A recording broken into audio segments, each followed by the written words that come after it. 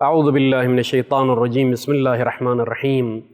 الحمدللہ رب العالمین والصلاة والسلام علی سیدنا محمد وآلہ الطاہرین اللہم صلی علی محمد وآل محمد۔ میں یہ بیان کر رہا تھا کہ سید الساجدین علیہ السلام نے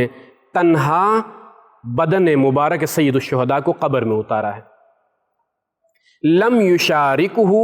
یشارکہ بنو اسد فیہ، بنی اسد اس میں شریک نہیں ہوئے۔ امام معصوم کو امام معصوم ہی دفن کرتا ہے، امام معصوم کو امام معصوم ہی تجہیز و تکفین کا انتظام کرتا ہے۔ یہ عملی طور پر بنو اسد نے مشاہدہ کیا کربلا میں۔ جب انہوں نے کہا کہ یہ ہم آپ کی مدد کریں گے تو سید الساجدین کا جواب یہی تھا، ان معی من یعیننی، میرے ساتھ مدد کرنے والے ہیں۔ نہیں معلوم کربلا میں سید السجاد کے ساتھ مدد کرنے والے افراد کون تھے؟ ظاہراً پیغمبر اسلام کربلا میں تھے، سیدہ زہرا سلام اللہ علیہا کربلا میں تھی۔ مصائب کے سخت جملے ہیں، میں تفصیل میں نہیں جاؤں گا۔ وَلَمَّا أَقَرَّهُ فِي لَحْدِهِ وَضَعَ خَدَّهُ عَلَى مِنْحَرِهِ الشَّرِيفِ، قبر میں اتارنے کے بعد کٹے ہوئے رگوم پر سید الساجدین نے اپنے رخسار کو رکھا، قائلاً طوبى لأرض تضمنت جسدك الطاهر يا أبا عبد الله فإن الدنيا بعدك مظلمة والآخرة بنورك مشرقة أما الليل فمسہد والحزن سرمد۔ یا ابا عبداللہ، اپنے رخسار کو سید الساجدین نے کٹے ہوئے رگوم پر رکھ کر فرمایا، مبارک ہو ارض کربلا،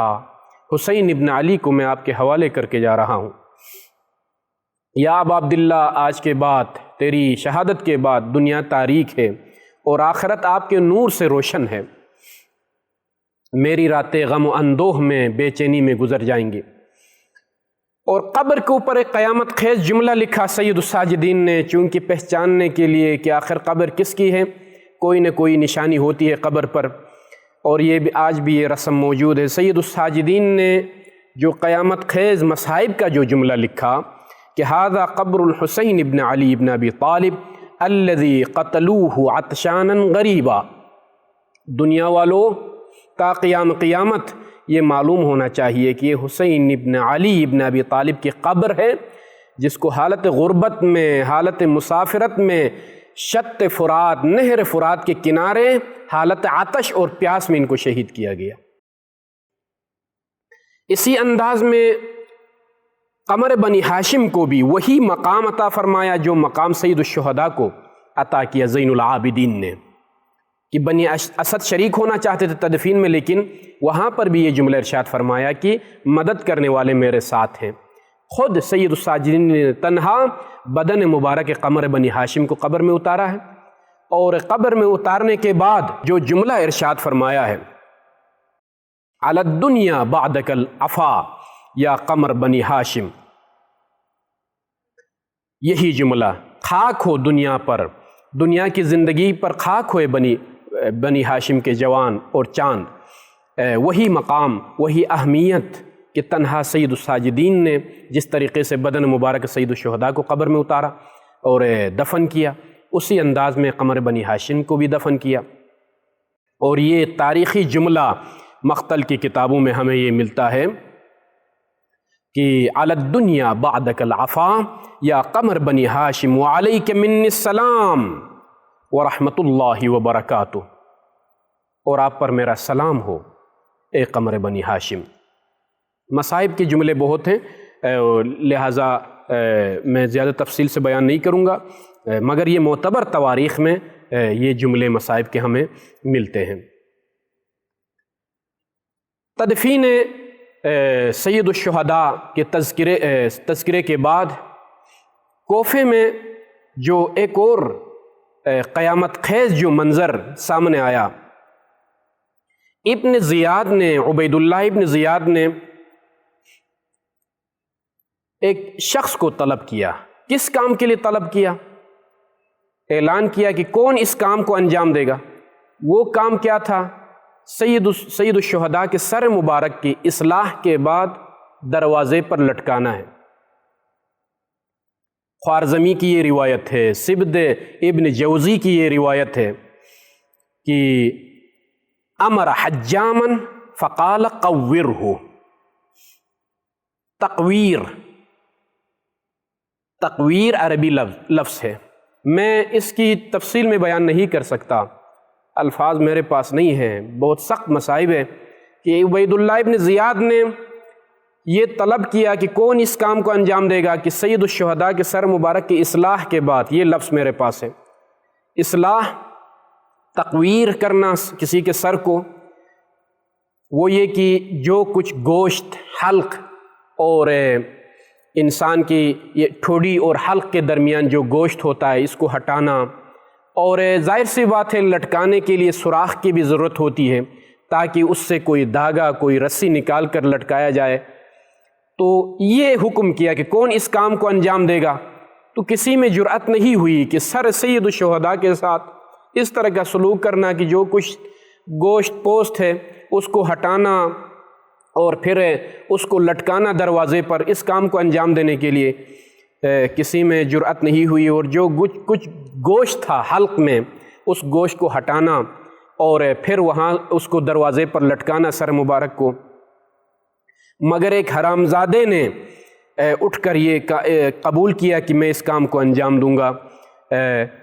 دروازے پر سید الشہداء کے سر مبارک کو لٹکایا گیا۔ عبید اللہ ابن زیاد نے اس قساوت قلبی کا اظہار کیا کہ سید الشہداء کو قتل کرنا، پھر سر مبارک کو نیزے پر بلند کرنا اور کوفے کی گلیوں میں گمانا پھرانا، پھر اس کے بعد یہ حکم دینا کہ اس انداز میں، اس طریقے سے اس سر مبارک کے ساتھ سلوک کرنا ہے اور اس کے بعد دروازے پر لٹکانا ہے۔ اس کے بعد ایک اور مرحلہ مصائب کا یہ شروع ہوتا ہے کہ سر سید الشہداء کے بارے میں کچھ روایات ہمیں یہ اس طریقے سے ملتی ہیں کہ سب سے پہلا سر اسلام میں جس کو ایک شہر سے دوسرے شہر منتقل کیا گیا اور نیزے پر بلند کر کے ایک شہر سے دوسرے شہر منتقل کیا گیا اسلام میں، وہ سر مبارک سید الشہداء علیہ السلام، یہ روایتیں ہمیں ملتی ہیں۔ مگر ایک اور قسم ہے روایات کی، وہ ہمیں یہ بتاتی ہیں کہ جو ہے نہیں، بلکہ سید الشہداء سے پہلے بھی ایک صحابی اور جلیل القدر محب اہل بیت کے سر کے ساتھ یہ سلوک کیا گیا، وہ یہ کہ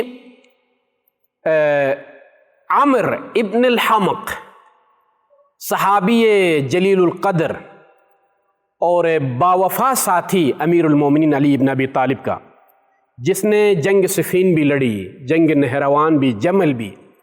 موصل کے مقام پر زیاد ابن ابیہ کے دور میں ان کو قتل کیا گیا۔ آج جو عراق میں موصل ہے، شہر موصل، کوفے سے اس بندے نے فرار کیا ہے، ظلم و بربریت سے فرار کر کے نکلا تھا کوفے سے۔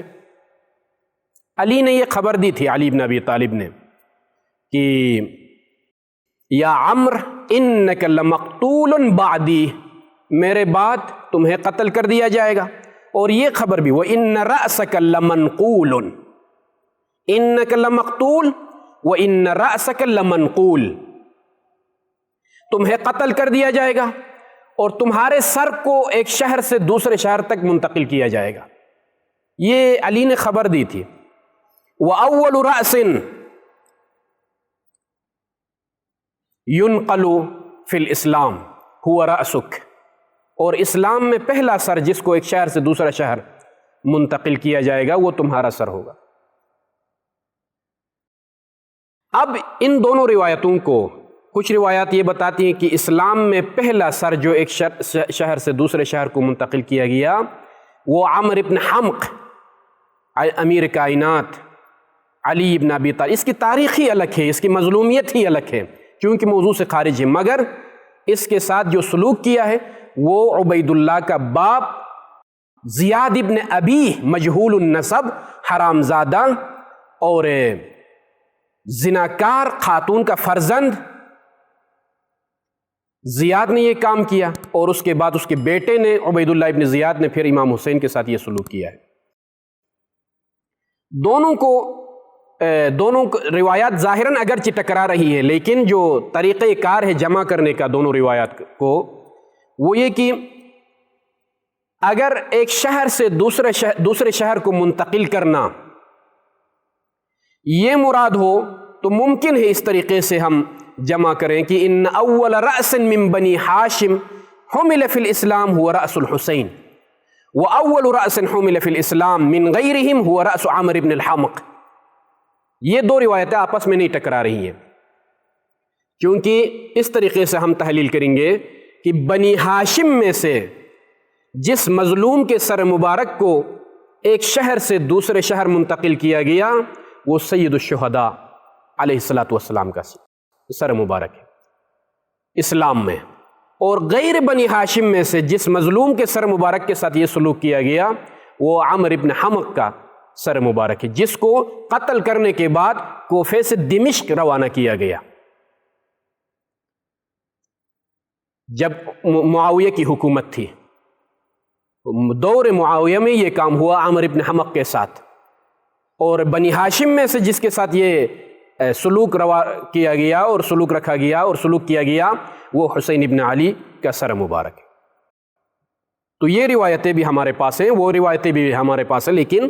جو جمع کا طریقہ کار ہے وہ یہ ہے کہ اسلام میں بنی ہاشم کے ساتھ سب سے پہلا سر مبارک بنی ہاشم میں جس کے ساتھ یہ سلوک کیا گیا وہ حسین ابن علی کا سر مبارک، اور جو بنی ہاشم کے علاوہ محبان اہل البیت میں سے جس کے ساتھ یہ سلوک کیا گیا ایک شہر سے دوسرے شہر کو منتقل کرنا، اور وہ عمرو بن حمق کا سر مبارک ہے۔ اور ایک اور توجیہ بھی پیش کی جا سکتی ہے، وہ یہ کہ عمرو بن حمق کے سر مبارک کو ٹھیک ہے ایک شہر سے دوسرے شہر منتقل کیا گیا، یہ تاریخ مسلمات میں سے، لیکن نیزے پر بلند کر کے منتقل کرنا معلوم نہیں ہے۔ مگر جو سلوک سید الشہداء کے سر مبارک کے ساتھ کیا گیا، جس انداز میں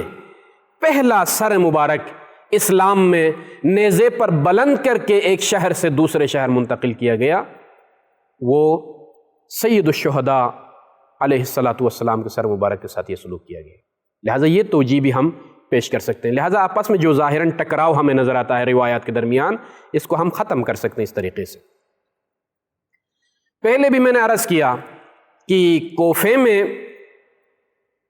کچھ باضمیر افراد بھی، اچھے لوگ بھی موجود تھے، ان میں سے عبداللہ ابن عفیف الازدی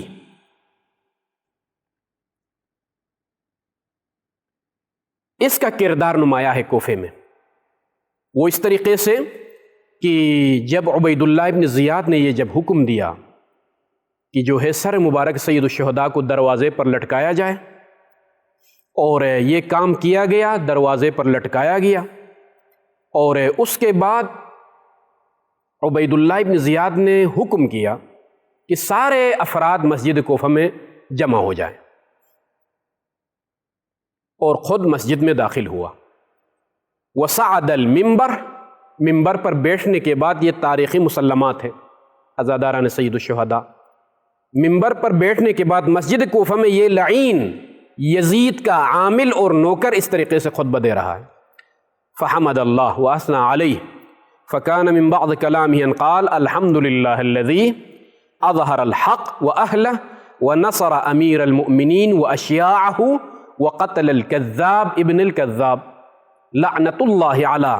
عبید اللہ ابن زیاد۔ مسجد کوفہ میں ممبر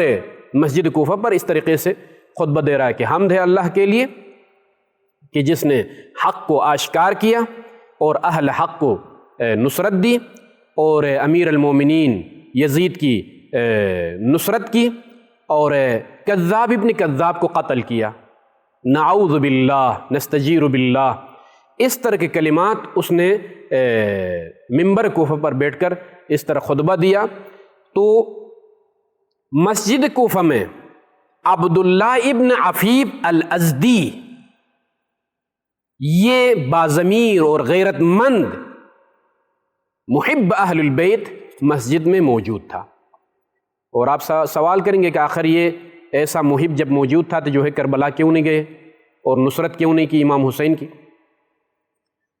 وَكَانَ مِن رُؤَسَاءِ الشِّيعَ وَخِيَارِهِمْ،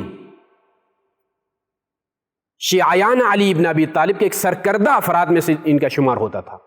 مگر کیوں نہیں گئے کربلا؟ مسجد کوفہ میں کیوں تھے؟ وَكَانَ قَدْ ذَهَبَتْ عَيْنُهُ الْيُسْرَى يَوْمَ الْجَمَلِ وَالْأُخْرَى يَوْمَ صَفِّينَ،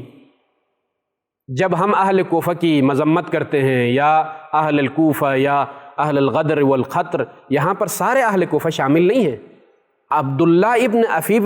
ازدی جیسے افراد بھی موجود تھے کوفے میں۔ اکثر کربلا کے شہداء میں اہل کوفہ کا بھی تذکرہ ہے، اور کئی باوفا مالک اشتر نخعی الکوفی ایسے افراد بھی کوفے میں موجود تھے۔ لہٰذا جب بھی مذمت ہوتی ہے تو وہاں پر ایک خاص طبقہ موجود تھا، ان کی مذمت ہوئی، اور خاص ایک طبقہ کوفے میں موجود تھا جو کربلا میں وہ گروہ شہید ہو گئے۔ عبداللہ ابن عفیف ازدی بزرگ اور بوڑھے اور یہ جلیل القدر صحابی اور دوست اور محب اہل البیت، جس کی ایک آنکھ جنگ جمل میں ضائع ہو گئی اور دوسری آنکھ جنگ صفین میں،